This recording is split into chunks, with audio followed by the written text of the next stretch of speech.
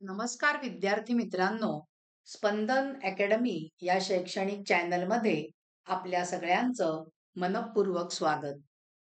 विद्यार्थी मित्रांनो, आज आपण इयत्ता 8वीच्या संस्कृतच्या पाठ्यपुस्तकातील समानमस्तु भोजनम ह्या पाठाखालचा जो भाषाभ्यास आहे, तो भाषाभ्यास समजावून घेणार आहोत. आपण समानमस्तु भोजनम याचा जो भाषांतराचा भाग आहे, तो भाग आपण आपल्या चॅनलवरती टाकलेला आहे. तो तुम्ही नक्की बघा. आता भाषाभ्यास मधला पहिला प्रश्न काय आहे बघा. गोपबालाः भोजनाय किम किम आनयन, म्हणजे त्या गोप बाळांनी म्हणजेच त्या मित्रांनी काय काय जेवायला आणलं होतं.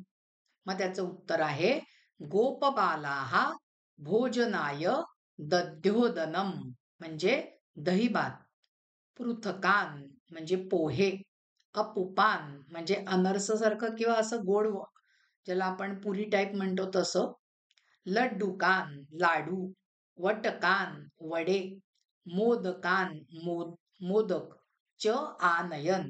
गोपबालाः भोजनाय दध्योदनम पृथकान अपुपान लड्डूकान वटकान मोदकान च आनयन. आता दुसरा प्रश्न बघूया. कृष्ण किम किम समानम इति वदती. कृष्ण काय काय समान आहे, सारखं आहे असं बोलतो. त्याचं उत्तर आहे अस्माकं मनांसी समानानी. आमची मन समान आहेत. विचाराः समानाः, विचार सुद्धा समान आहेत. भोजनम अपि समानम अस्तु, भोजन सुद्धा समान आहे. इति कृष्णः वदती, असं कृष्ण म्हणतो. पुढचा प्रश्न.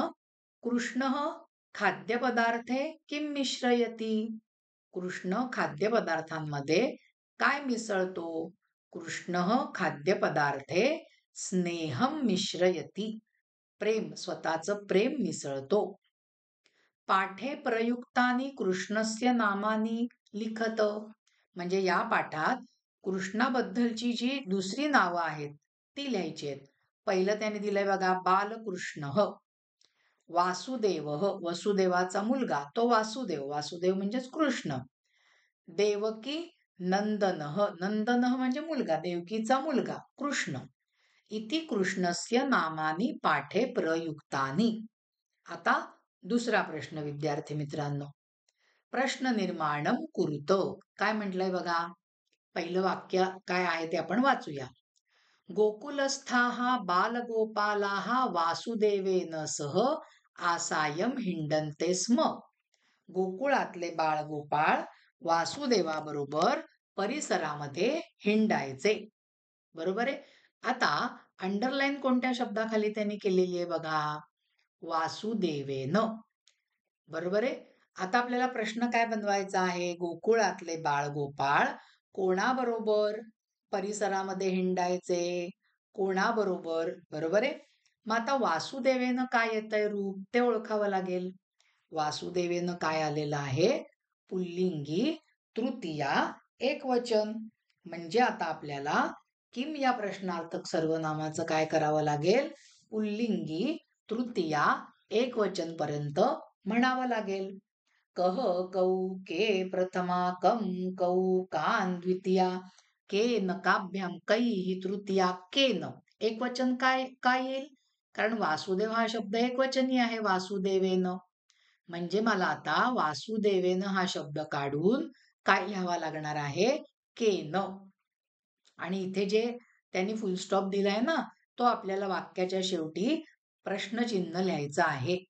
म्हणजे आपलं प्रश्न निर्माण करण्याचं वाक्य काय तुम्हाला लिहावं लागेल. गोकुलस्थाः बालगोपालाः केन सह आसायम हिंडन्ते स्म, आणि क्वेश्चन मार्क, प्रश्नचिन्ह द्यायचं. आता दुसरं बघूया वाक्य. दुसऱ्या वाक्यात त्यांनी काय म्हटलंय बघा. बालकृष्ण गोकुले गोपालनम करोति स्म. बाळकृष्ण गोकुळामध्ये गोपालन, गायींचं पालन करत होता. मग आता आपल्याला प्रश्न काय बनवावा लागेल.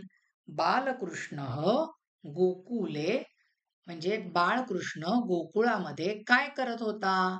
आता हे गोपालनम काय आलं सांगा बरं?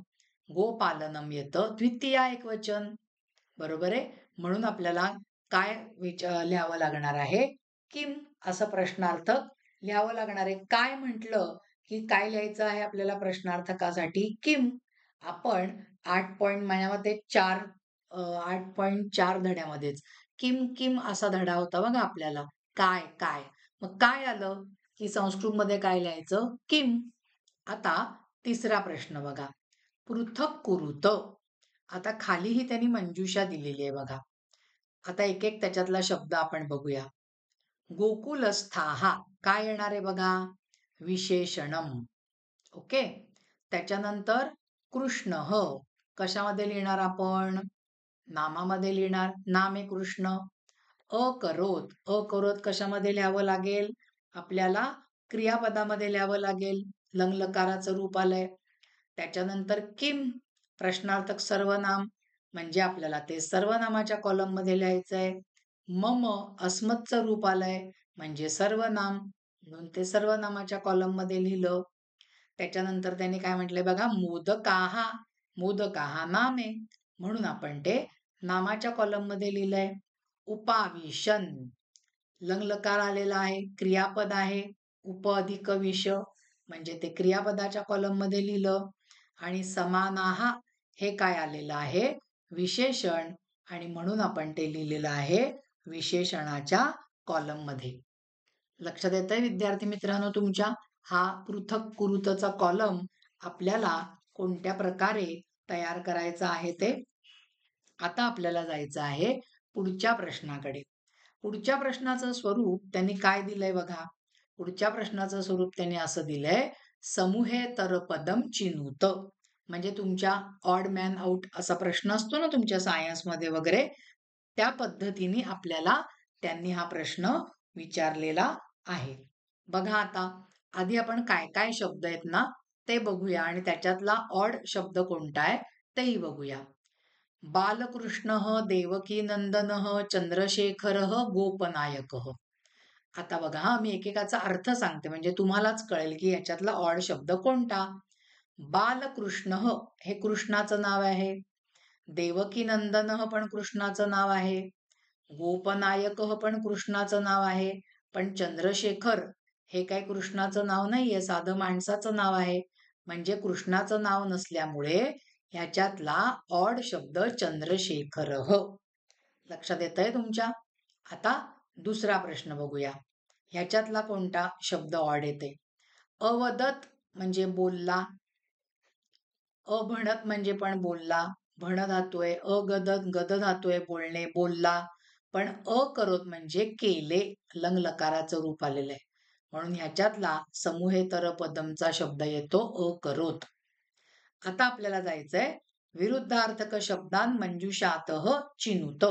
इथे त्यांनी खाली ही मंजुषा दिलेली आहे. रुचिहीनम, विविधानी, अरयः, दूरे. आता बघूया आपण. मित्राणी मित्राणीच्या विरुद्ध काय येणार आहे? या ठिकाणी आपल्याला काय लिहावं लागेल? मित्राणीच्या विरुद्ध अरयः. अरयः म्हणजे शत्रू. दुसरं बघा समीपे. समीपे म्हणजे जवळ आणि जवळच्या विरुद्ध काय येणार आहे या ठिकाणचं? दूरे. लक्षात येतंय? स्वादिष्टम. स्वादिष्टम म्हणजे रुचकर. त्याच्या विरुद्ध काय येणार आहे? स्वादिष्ट नसलेलं म्हणजे रुचिहीनम. आणि समानानी. समानानी म्हणजे समान. त्याच्या विरुद्ध काय येणार आहे? विविधानी. विविधानी म्हणजे विविध. लक्षात आलंय तुमच्या? म्हणजे विद्यार्थी मित्रांनो आज आपण हा भाषाभ्यास बघितलेला आहे समानमस्तु भोजनम या पाठाखालचा. आपला हा भाग विद्यार्थी मित्रांनो इथेच संपलेला आहे. तुम्हाला जर का हा भाग आवडला असेल तर ह्या भागाला लाईक करा, ह्या भागाला शेअर करा आणि स्पंदन अकॅडमी ह्या चॅनलला सबस्क्राईब केलं नसेल तर नक्की सबस्क्राईब करा. म्हणजे येणाऱ्या प्रत्येक नवीन व्हिडिओचं नोटिफिकेशन तुम्हाला त्वरितच मिळत जाईल. तुमच्या ओळखीमध्ये जे कोणी 8वी 9वी 10वीचे विद्यार्थी आहेत त्यांच्यासाठी ही लिंक तुम्ही नक्की शेअर करा. धन्यवाद विद्यार्थी मित्रांनो.